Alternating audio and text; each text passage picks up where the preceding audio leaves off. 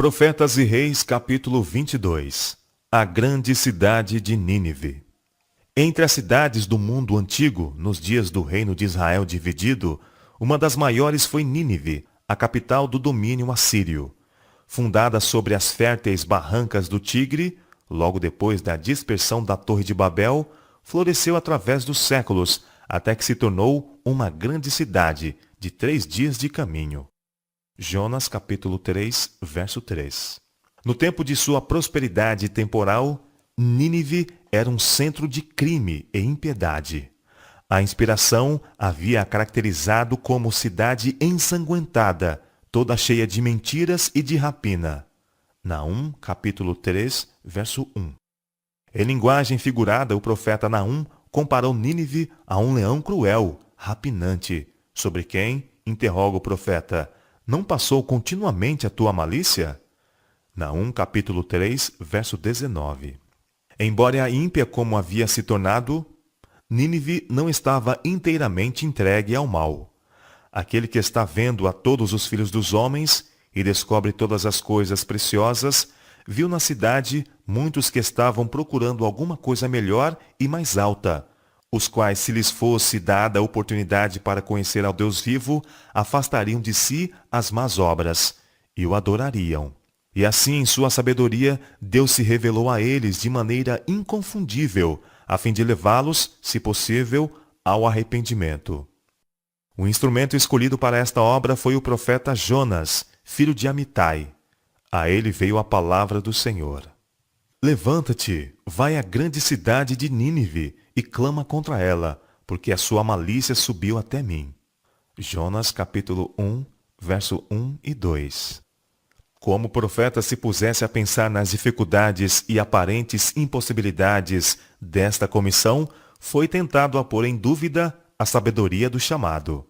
Do ponto de vista humano, parecia que nada se poderia ganhar em proclamar tal mensagem nesta cidade tão orgulhosa.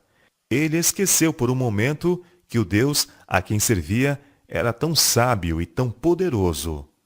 Enquanto hesitava, duvidando ainda, Satanás sobrecarregou com o desencorajamento.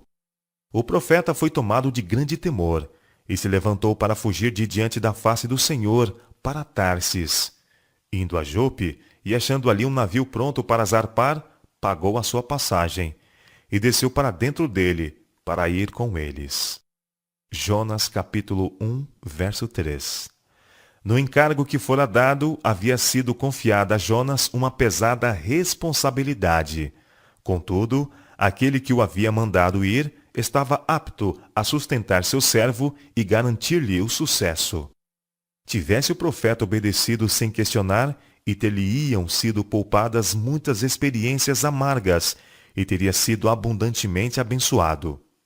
Não obstante, na hora do desespero de Jonas, o Senhor não se afastara dele. Através de uma série de provas e estranhas providências, a confiança do profeta em Deus e em seu infinito poder para salvar devia ser revivida. Se, quando o chamado lhe veio pela primeira vez, Jonas se tivesse demorado em calma consideração, teria verificado quão tolo seria qualquer esforço de sua parte para escapar à responsabilidade imposta sobre ele. Mas não por muito tempo foi-lhe permitido prosseguir tranquilamente em sua estulta fuga. O Senhor mandou ao mar um grande vento e fez-se no mar uma grande tempestade, e o navio estava para quebrar-se. Então temeram os marinheiros, e clamava cada um ao seu Deus, e lançavam no mar as fazendas que estavam no navio, para o aliviarem de seu peso. Jonas, porém, desceu aos lugares do porão, e se deitou, e dormiu um profundo sono. Jonas, capítulo 1, versos 4 e 5. Enquanto os marinheiros buscavam seus deuses pagãos, pedindo socorro, o mestre do navio, excessivamente angustiado, foi em busca de Jonas e disse: Que tens, dormente? Levanta-te e invoca o teu Deus. Talvez assim Deus se lembre de nós, para que não pereçamos. Jonas capítulo 1, verso 6. Mas as orações do homem que se tinha desviado do caminho do dever não trouxeram qualquer auxílio. Os marinheiros, impressionados com o pensamento de que, a estranha violência da tempestade refletia a ira dos seus deuses, propuseram como último recurso o lançamento de sortes. Para que saibamos, disseram, por que causa nos sobreveio este mal. E lançaram sortes, e a sorte caiu sobre Jonas. Então lhe disseram: declara-nos tu agora, por que razão nos sobreveio este mal? Que ocupação é a tua? E donde vens? Qual é a tua terra? E de que povo és tu? E ele lhes disse: eu sou hebreu, e temo ao Senhor, o Deus do céu, que fez o mar e a terra seca. Então estes homens se encheram de grande temor, e lhe disseram: por que fizeste tu isto? Pois sabiam os homens que fugia de diante do Senhor, porque ele lhe tinha declarado. E disseram-lhe: que te faremos nós, para que o mar se acalme? Porque o mar se elevava e engrossava cada vez mais. E ele lhes disse: levantai-me e lançai-me ao mar, e o mar se aquietará, porque eu sei que por minha causa vos sobreveio esta grande tempestade. Entretanto, os homens remavam, esforçando-se por alcançar a terra, mas não podiam, porquanto o mar se ia embravecendo cada vez mais contra eles. Então clamaram ao Senhor e disseram: ah, Senhor, nós te rogamos, não pereçamos por causa da vida deste homem, e não ponha sobre nós o sangue inocente, porque tu, Senhor, fizeste como te aprouve. E levantaram a Jonas, e o lançaram ao mar, e cessou o mar da sua fúria. Temeram, pois, estes homens ao Senhor com grande temor, e ofereceram sacrifícios ao Senhor, e fizeram votos. Deparou, pois, o Senhor um grande peixe, para que tragasse a Jonas. E esteve Jonas 3 dias e 3 noites nas entranhas do peixe. E orou Jonas ao Senhor, seu Deus, das entranhas do peixe, e disse: na minha angústia clamei ao Senhor, e ele me respondeu. Do ventre do inferno gritei, e tu ouviste a minha voz. Porque tu me lançaste no profundo, no coração dos mares, e a corrente me cercou. Todas as tuas ondas e as tuas vagas passaram por cima de mim. E eu disse: lançado estou de diante dos teus olhos. Todavia tornarei a ver o templo da tua santidade. As águas me cercaram até a alma. O abismo me rodeou, e as águas se enrolaram na minha cabeça. E eu desci aos fundamentos dos montes. Os ferrolhos da terra correram sobre mim para sempre. Mas tu livraste a minha vida da perdição, ó Senhor meu Deus. Quando desfalecia em mim a minha alma, eu me lembrei do Senhor. E entrou a ti a minha oração, no templo da tua santidade. Os que observam as vaidades vãs deixam a sua própria misericórdia. Mas eu te oferecerei sacrifício com a voz do agradecimento. O que votei, pagarei. Do Senhor vem a salvação. Jonas capítulo 1, versos 7 a capítulo 2, verso 9. Jonas aprendera afinal que a salvação vem do Senhor. Com penitência e o reconhecimento da graça salvadora de Deus, veio o livramento. Jonas foi liberto dos perigos do profundo abismo e foi lançado em terra seca. Uma vez mais é o servo de Deus comissionado para advertir Nínive. E veio a palavra do Senhor segunda vez a Jonas, dizendo: levanta-te e vai à grande cidade de Nínive e prega contra ela a pregação que eu te disse. Desta vez ele não se deteve para questionar ou duvidar, mas obedeceu sem hesitação. Levantou-se Jonas e foi a Nínive, segundo a palavra do Senhor. Jonas capítulo 3, versos 1 a 3. Entrando na cidade, Jonas começou a pregar contra ela a mensagem: ainda 40 dias, e Nínive será subvertida. Jonas capítulo 3, verso 4. De rua em rua ia ele, fazendo soar a nota de advertência. A mensagem não foi em vão. O clamor que soava através das ruas da ímpia cidade ia passando de lábio em lábio, até que todos os habitantes tivessem ouvido o assustador anúncio. O Espírito de Deus imprimiu a mensagem em cada coração, e levou multidões a tremerem por causa de seus pecados, e a se arrependerem em profunda humilhação. E os homens de Nínive creram em Deus, e proclamaram um jejum, e vestiram-se de saco, desde o maior até o menor. Porque esta palavra chegou ao rei de Nínive, e levantou-se do seu trono, e tirou de si os seus vestidos, e cobriu-se de saco, e assentou-se sobre a cinza. E fez uma proclamação que se divulgou em Nínive, por mandado do rei e dos grandes, dizendo: nem homens, nem animais, nem bois, nem ovelhas provem alguma coisa, nem se lhes dê pasto, nem bebam água. Mas os homens e os animais estarão cobertos de saco, e clamarão fortemente a Deus, e se converterão, cada um do seu mau caminho, e da violência que há nas suas mãos. Quem sabe se voltará a Deus, e se arrependerá, e se apartará do furor da sua ira, de sorte que não pereçamos? Jonas capítulo 3, versos 5 a 9. Sendo que reis e nobres, com todo o povo, grandes e pequenos, se arrependeram com a pregação de Jonas e uniram-se em clamar ao Deus do céu, sua misericórdia foi-lhes assegurada.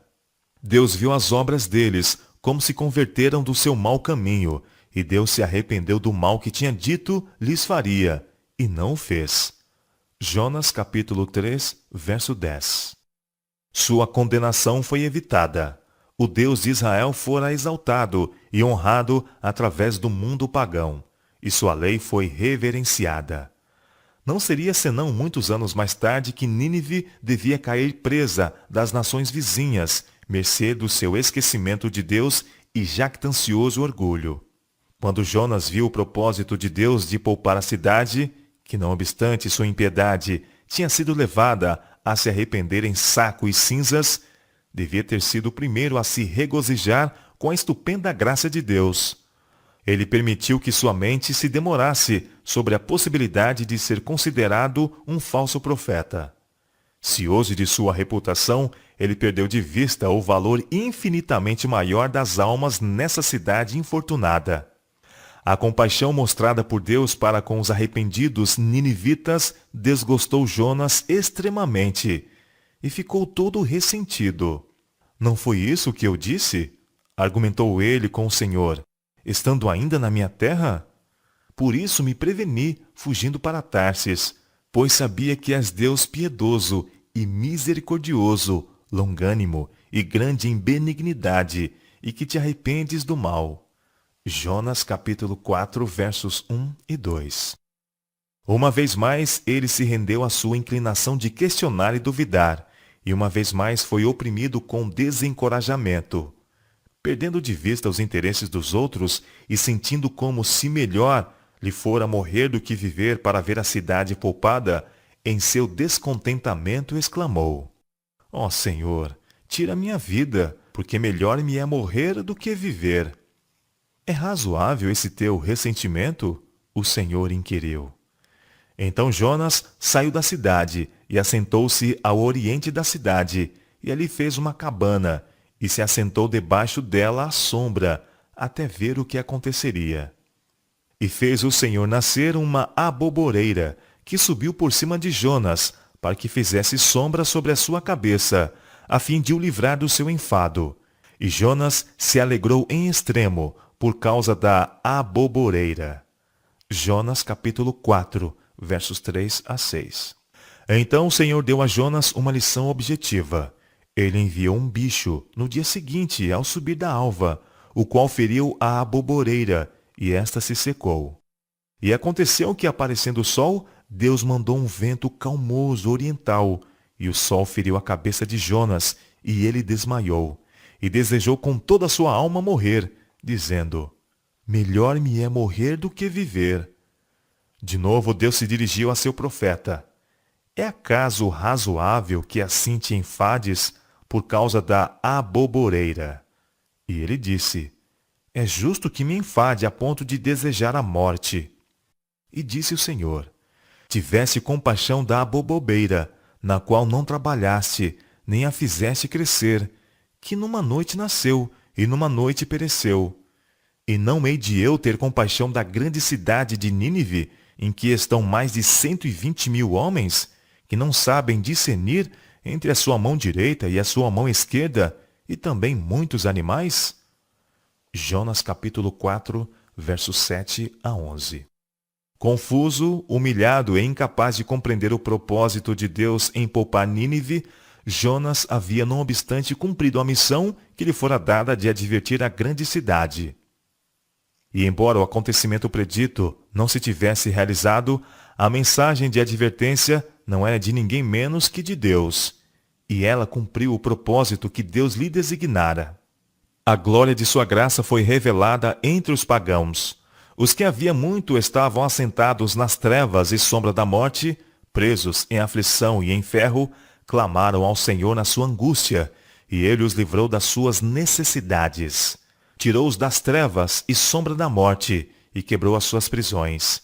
Enviou a sua palavra, e os sarou, e os livrou da sua destruição. Salmo capítulo 107, versos 10, 13, 14 e 20.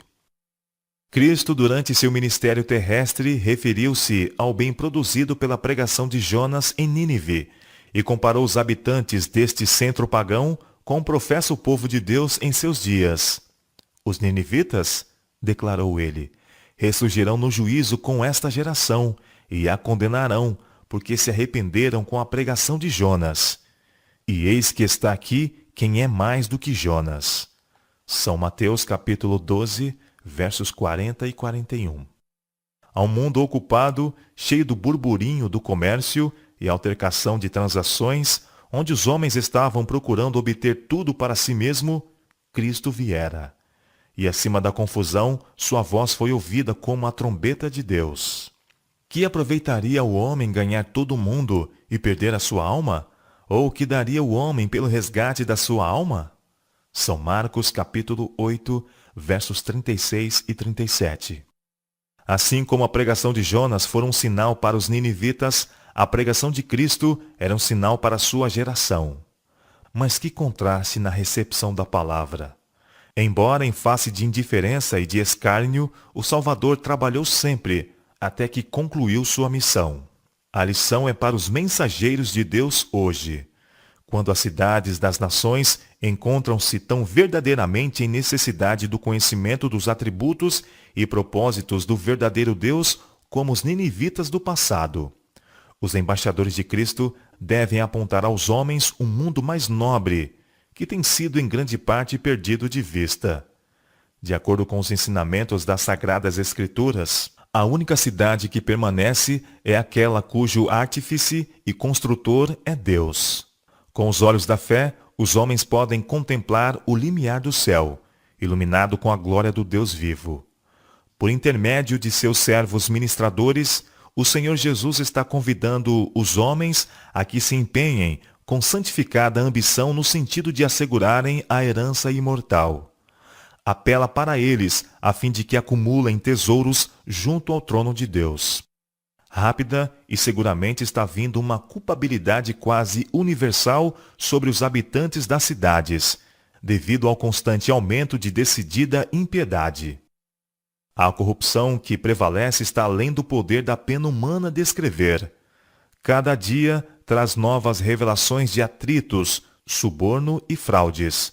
Cada dia traz seu desalentador registro de violência e arbitrariedade, de indiferença para com o sofrimento humano, de destruição brutal e perversa da vida humana.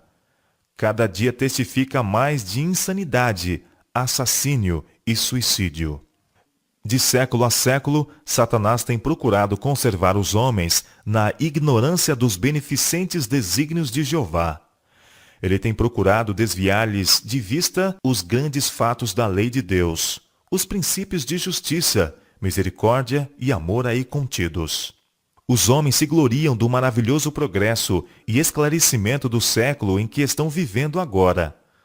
Mas Deus vê a terra cheia de iniquidade e violência. Declaram os homens que a lei de Deus foi abrogada, que a Bíblia não é autêntica, e como resultado, uma maré de males, tal como se tem visto desde os dias de Noé e do apóstata Israel, está tomando conta do mundo. Nobreza de alma, gentileza, piedade são permutadas para satisfazer a cobiça por coisas proibidas. O negro registro de crimes cometidos pelo amor ao ganho é suficiente para fazer gelar o sangue e encher a alma de horror. Nosso Deus é um Deus de misericórdia. Com longanimidade e terna compaixão, Ele trata com o transgressor da sua lei. E contudo, nestes nossos dias, quando homens e mulheres têm tantas oportunidades para se familiarizarem com a divina lei, como revelada no seu santo escrito, o grande governador do universo não pode olhar com qualquer satisfação as ímpias cidades onde reina a violência e o crime. O fim da tolerância de Deus com os que persistem na desobediência está se aproximando rapidamente. Devem os homens ficar surpreendidos com uma súbita e inesperada mudança no trato do Supremo Governador com os habitantes do mundo caído? Devem eles ficar surpreendidos quando a punição segue a transgressão e a crescente criminalidade? Devem se surpreender de que Deus leve a destruição e a morte sobre aqueles cujo ganho ilícito tem sido obtido através do engano e fraude?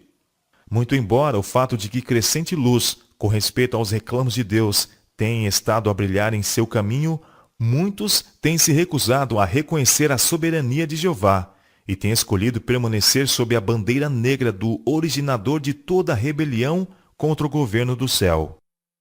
A longanimidade de Deus tem sido muito grande, tão grande que quando consideramos o contínuo insulto a seus santos mandamentos, ficamos maravilhados. O Onipotente tem estado a exercer um poder restringidor sobre seus próprios atributos. Mas certamente ele se levantará para punir o ímpio, que tão ousadamente tem resistido aos justos reclamos do Decálogo. Deus concede ao homem um período de graça, mas há um ponto além do qual a divina paciência se esgota e os juízos de Deus se seguem seguramente. O Senhor trata pacientemente com os homens e com cidades, misericordiosamente dando advertências para salvá-los da ira divina. Mas virá o tempo quando não mais se ouvirão súplicas por misericórdia, e o elemento rebelde, que continua a rejeitar a luz da verdade, será arriscado em misericórdia para com eles mesmos e para com aqueles que de outro modo seriam influenciados por seu exemplo. É chegado o tempo em que haverá no mundo tristeza que nenhum bálsamo humano poderá curar. O Espírito de Deus está sendo retirado. Catástrofes, por mar e por terra, seguem-se umas às outras em rápida sucessão. Quão frequentemente ouvimos de terremotos e furacões, de destruição pelo fogo e inundações, com grande perda de vidas e propriedades? Aparentemente, essas calamidades são caprichosos desencadeamentos de forças da natureza, desorganizadas e desgovernadas, inteiramente fora do controle do homem. Mas em todas elas pode ler-se o propósito de Deus. Elas estão entre os instrumentos pelos quais ele busca despertar a homens e mulheres para que sintam o perigo. Os mensageiros de Deus nas grandes cidades não devem sentir-se desanimar com a impiedade, a injustiça, a depravação a que são chamados a enfrentar enquanto procuram proclamar as alegres novas da salvação. O Senhor aspira a confortar cada um desses obreiros com a mesma mensagem que deu ao apóstolo Paulo na ímpia Corinto. Não temas, mas fala, e não te cales, porque eu sou contigo, e ninguém lançará a mão de ti para te fazer mal, pois tenho muito povo nesta cidade. Atos capítulo 18, versos 9 e 10. Lembrem-se, os que se empenham no ministério de salvar almas, que conquanto haja muitos que não aceitarão o conselho de Deus em sua palavra, o mundo inteiro não se desviará da luz e verdade, dos convites de um Salvador perdoador e paciente. Em cada cidade, cheia como possa estar de violência e crime, há muitos que, devidamente ensinados, aprendem a se tornar seguidores de Jesus. Milhares podem assim ser alcançados com a verdade salvadora e levados a receber Cristo como um Salvador pessoal. A mensagem de Deus para os habitantes da terra hoje é: estai vós apercebidos também, porque o Filho do Homem há de vir a hora em que não penseis. São Mateus capítulo 24, verso 44. As condições predominantes hoje na sociedade, e especialmente nas grandes cidades das nações, proclamam com voz de trovão que a hora do juízo de Deus está próxima e que o fim de todas as coisas terrestres é chegado. Estamos no limiar da crise dos séculos. Em rápida sucessão, os juízos de Deus se seguirão uns aos outros. Fogo, inundações e terremotos, com guerras e derramamento de sangue. Nós não devemos ser surpreendidos neste tempo por eventos a um tempo grandes e decisivos, pois o anjo de misericórdia não pode ficar muito tempo mais a proteger o impenitente. Porque eis que o Senhor sairá do seu lugar para castigar os moradores da terra por causa da sua iniquidade, e a terra descobrirá o seu sangue e não encobrirá mais aqueles que foram mortos. Isaías capítulo 26, verso 21. A tormenta da ira de Deus está se acumulando, e subsistirão unicamente os que responderem ao convite de misericórdia, como os habitantes de Nínive pela pregação de Jonas, e se santificarem pela obediência às leis do divino governante. Somente os justos serão escondidos com Cristo em Deus até que passe a desolação. Seja a linguagem da alma. Só em ti eu tenho abrigo. Aos teus pés jaz o meu ser. Não me deixes, sê comigo. Teu conforto eu quero ter. Guarda-me, ó bom Salvador, até o temporal passar. Guia-me em teu eterno amor, para o eterno e doce lar.